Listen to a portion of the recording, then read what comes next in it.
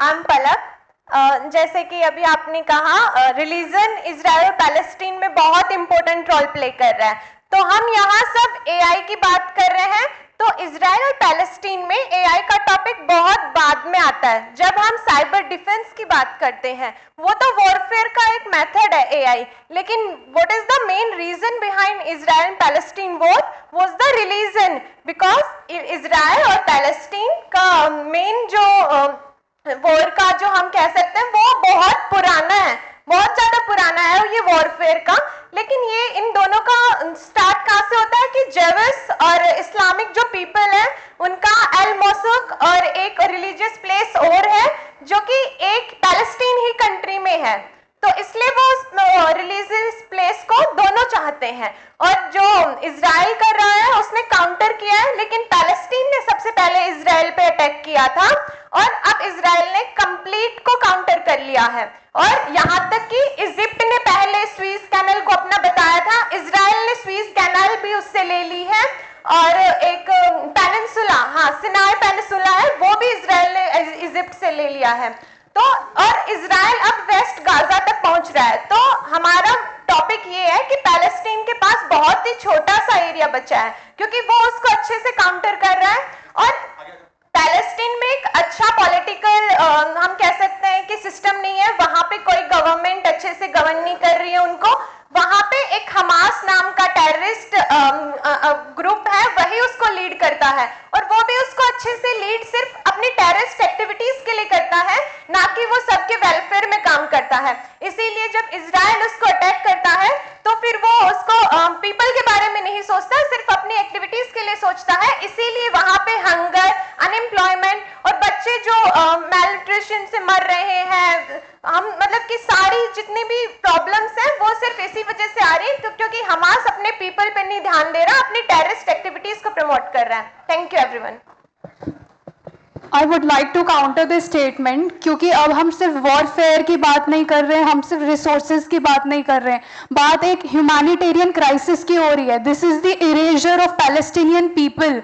वहाँ पे hospitals bomb हुई हैं, स्कूल्स बॉम्ब हुए हैं, बच्चे मर रहे हैं और बहुत बड़े नंबर में मर रहे हैं, पूरी जनरेशन वाइप आउट हो गई है।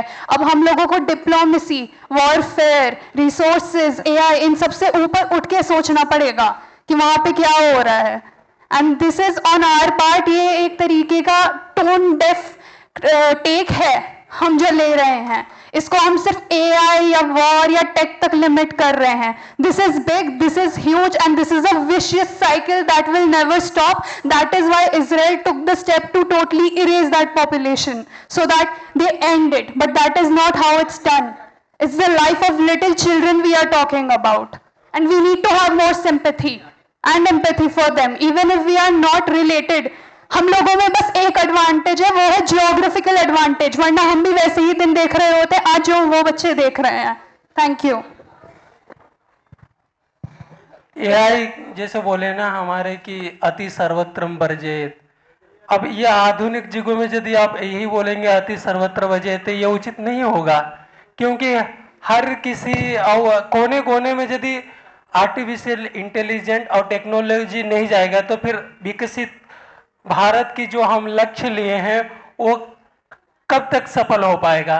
ये तो असंभव की बातें हुई ना कि मतलब हाँ ये माना कि अत्यधिक जो उसका प्रयोग कर रहे हैं वो गलत हो सकता है एक नजरिया में, पर हम वही बोले कि मतलब अभी भी ऐसे बहुत सारे गांव हैं जहां तक एआई और आर्टिफिशियल इंटेलिजेंट का कोई प्रभाव नहीं पड़ा है। बहुत सारे हमारे भारत में भी गांव हैं और राज्य हैं।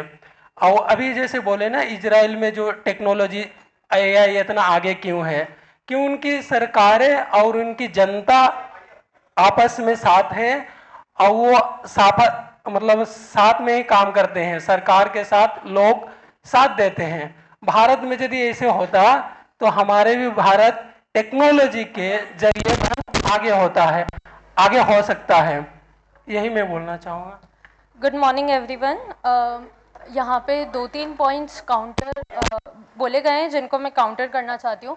पहला पॉइंट बोला गया था कि एआई इज़ बायस्ड, उस पर मैं ये बोलना चाहती हूँ कि it is the information based on the Israel intelligence. It says the Israeli military's bombing campaign in Gaza used a previously undisclosed AI-powered database that at one stage identified 37,000 potential targets based on their apparent link to Hamas. Please pay attention. According to the intelligence sources involved in the war, AI ने जो भी जगह identified की थी उसके अंदर पहले intelligence sources ने वो डेटा दिया है. It is, I am not saying it on my base, I have proof. It is said by the Israel intelligence minister that we have inputted the data in the AI, and that's how the AI Lavender has identified the 37,000 places. So AI is not biased. Humans has inputted the data, and that's how the places were identified. Second point, यहाँ पे बहुत सारे लोगों ने बोला कि Israel Palestine का war religion के ऊपर है. I want to say that religion बहुत बाद में. It is a war of land. जब UN का प्रपोजल दिया गया था कि आप जगह मिलेगी एंड पैलेस्टीनियंस को इतनी जगह मिलेगी, अरब countries they attacked Israel, all the Arab countries together attacked Israel से कि हमें इजराइल यहाँ नहीं चाहिए. This is a land, this is the war of land from starting. Religion इसमें बहुत बाद में आया, जब सारी अरब कंट्रीज ने मिलके ना इजराइल पे अटैक किया, तब जाके इसको एक रिलीजन बेस किया, वरना ये it is a land of war. दूसरी चीज़ आई वांट टू से कि जो हम कह रहे हैं कि पैलेस्टीनियंस के पास जगह नहीं है, ये नहीं है, they were allotted enough places by the UN proposal. They started the war saying that we don't want Israel here. आप अगर स्टार्टिंग से कोऑपरेशन के साथ रहते तो आज ये वॉर इतना एक्सकेलेट नहीं होता. सेकेंड पॉइंट जो किसी ने काउंटर किया कि एआई वॉरफेयर इन सबको, थर्ड पॉइंट कि इन सब पे बात करने से बेटर है कि हम ह्यूमैनिटेरियन एड पे बात करें. ह्यूमैनिटेरियन एड, जो ह्यूमैनिटेरियन प्रॉब्लम है उनकी जड़ में वॉरफेयर है. तो अगर हम वॉरफेयर को सॉल्व कर पाएंगे, अगर हम एआई का इसमें जो यूज़ है उसे हम सॉल्व कर पाएंगे, तो ये ह्यूमैनिटेरियन बेसिस पे सॉल्व होने के चांसेस ज़्यादा हैं. सिर्फ वी विल से कि ह्यूमैनिटेरियनली ये प्रॉब्लम हो रही है, वहाँ पे ये बच्चे मर रहे हैं, ये कर रहे हैं, बट उसका मेन रीज़न क्या है? It is a main reason है land and warfare. So I think we should discuss on this basics. So उसके आगे जो problem है वो अपने आप solve हो जाएगी even on humanitarian basis. Thank you. Hello, good morning everyone. जैसे कि एक ने बोला था कि इजराइल जेनोसाइड कर रहा है, लेकिन क्या इसको आपको इसका रूट कॉज पता है कि वो क्यों कर रहा है?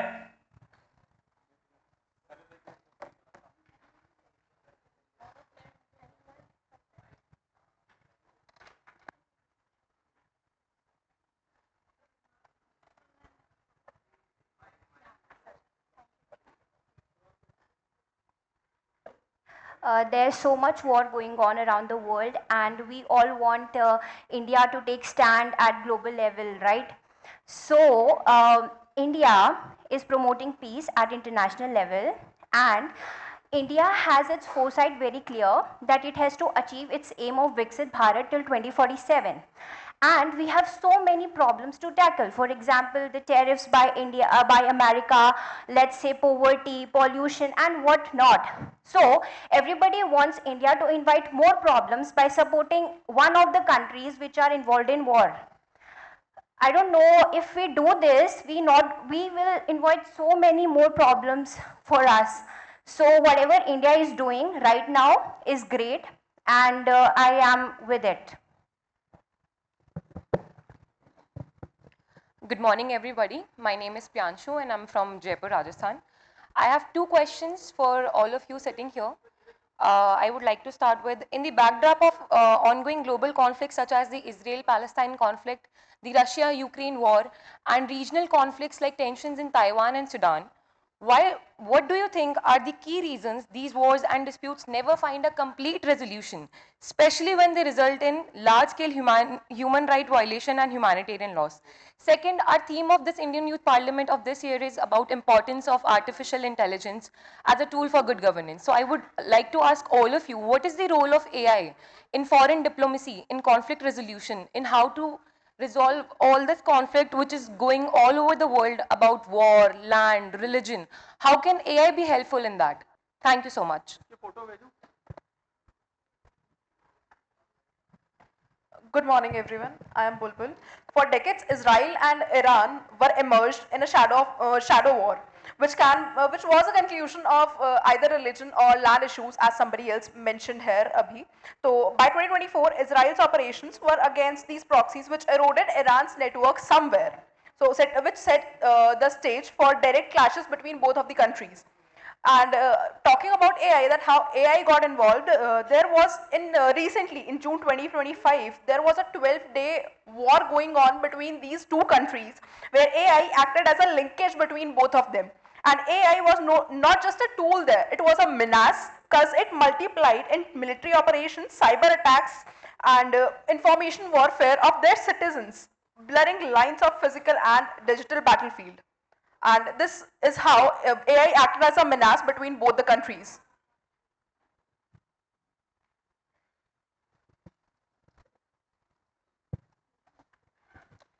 Hello everyone one of my friend ask कि काफ़ी सारे कॉन्फ्लिक्ट्स चल रहे हैं, इशू चल रहे हैं, व्हाट आर द रीजंस कि ये इनका कोई परमानेंट सॉल्यूशन क्यों नहीं निकल रहा.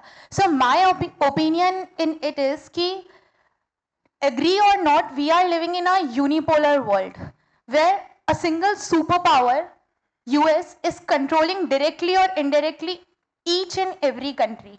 And in these cases, whether Israel or Palestine or Ukraine or Russia, only US is filling its pocket by playing very, very, very diplomat role in it.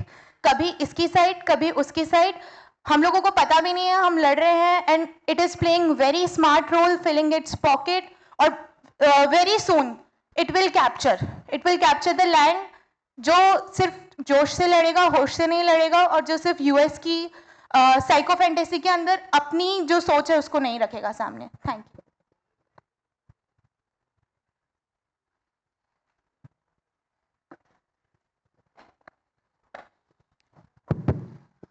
हम यहाँ पे हमारा विषय है यहाँ पे बोलने का, एआई सुशासन में कैसे काम कर सकता है.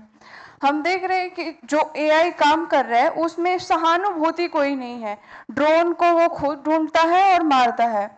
हम उसको अच्छे काम में भी ले सकते हैं, जैसे जो किसान काम, कल भी हमने बात किया है कि खेती करते हैं उसमें जो पदार्थ यूज कर रहे हैं वो हानिकारक है, तो हम एक अच्छा फसल कैसे उपजा सकते हैं उसमें हम एआई का यूज कर सकते हैं.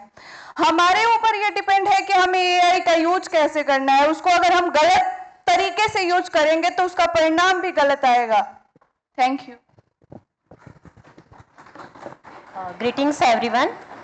Myself Sunita Agrawal.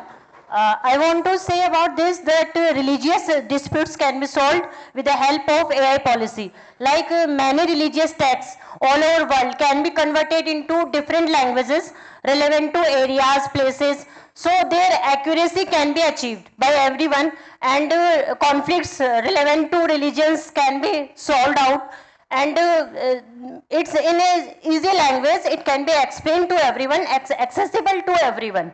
So that's a nice solution with the help of AI policy. Thank you. Namaste. Namaste, my name is Kamdar. I'm representing Mizoram University.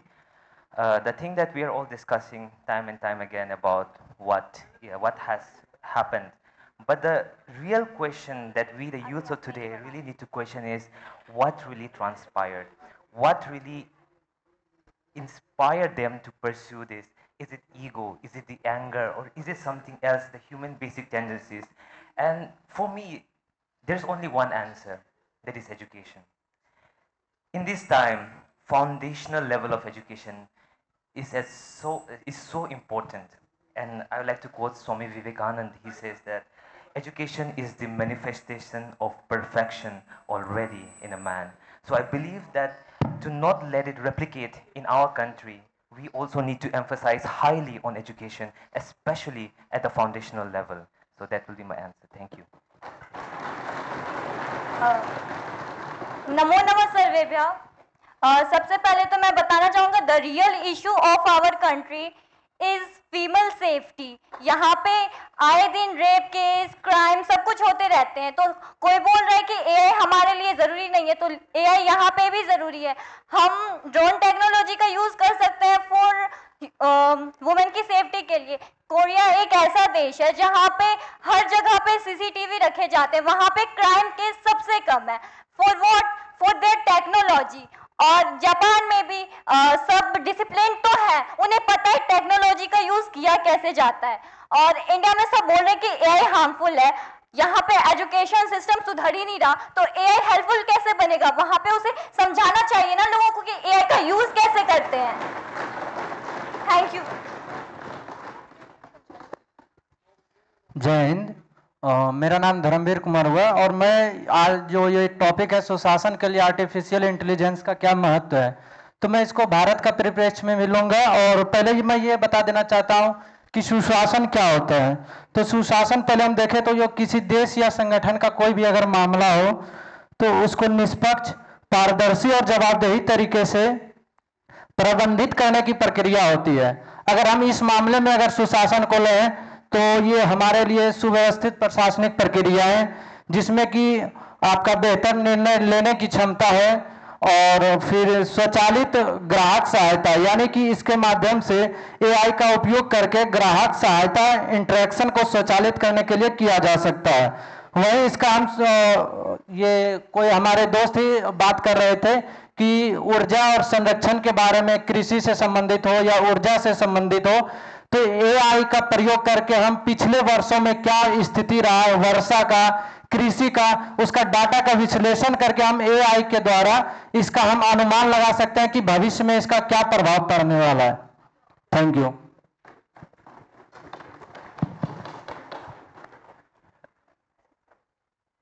सभी युवा साथियों को मेरा नमस्कार। मैं Siddharth Chaudhary.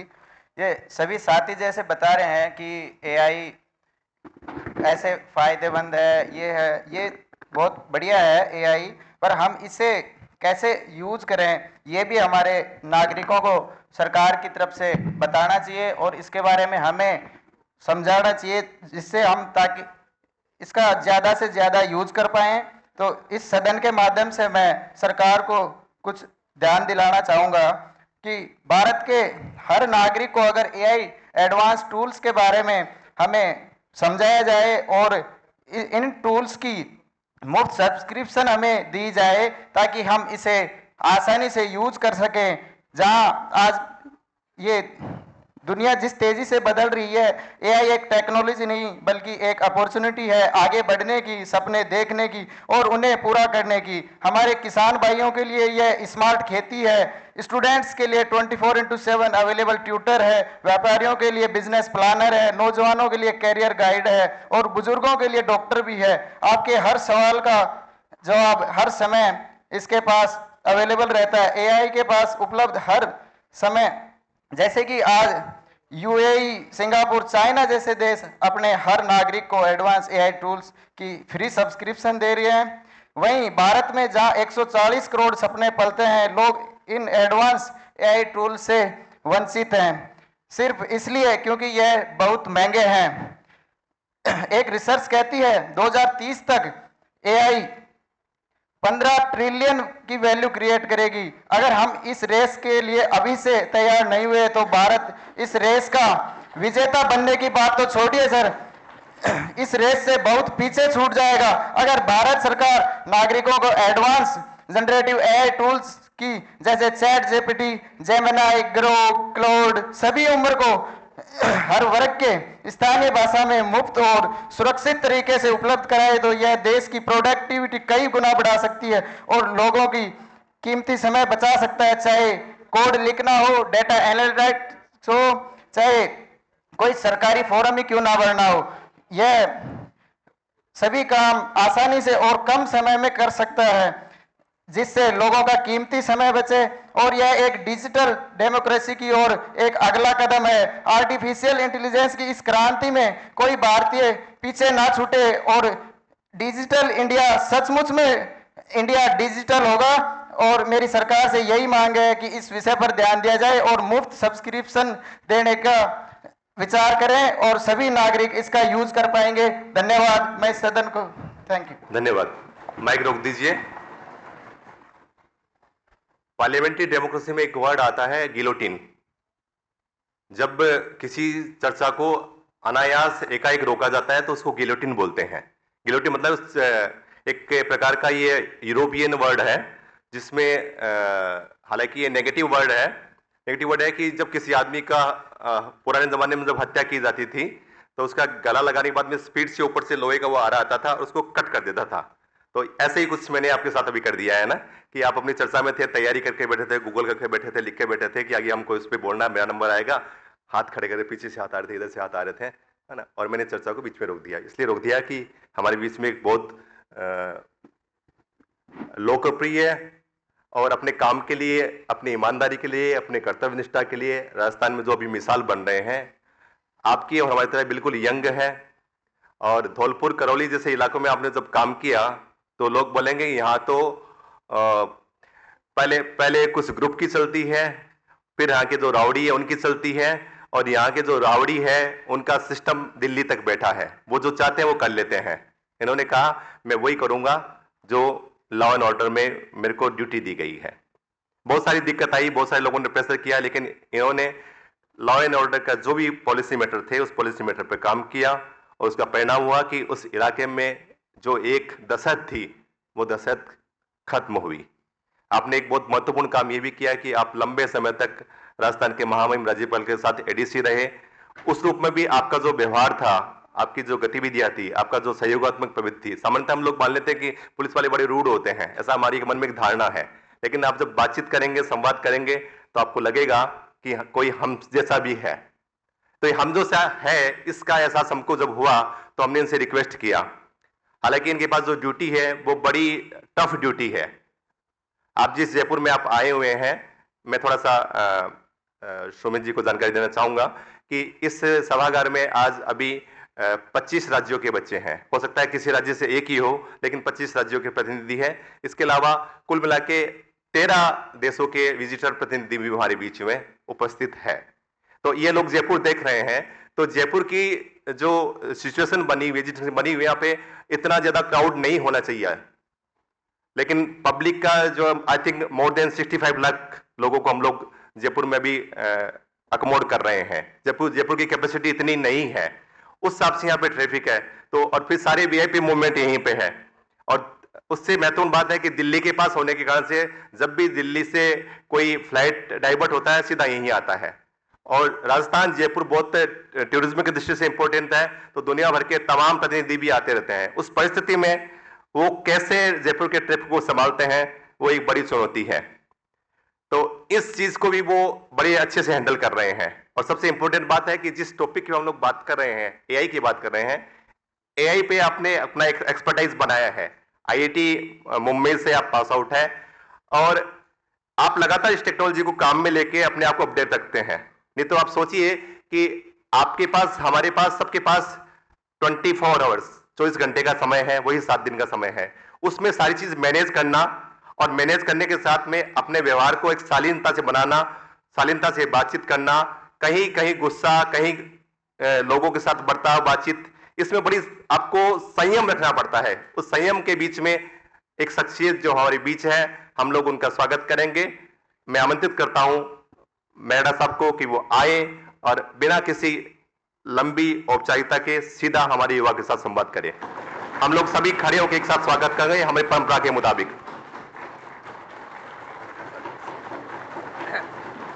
Please, please, please. Thank you very much. Good morning, all. So I welcome you all to Jaipur city in Rajasthan.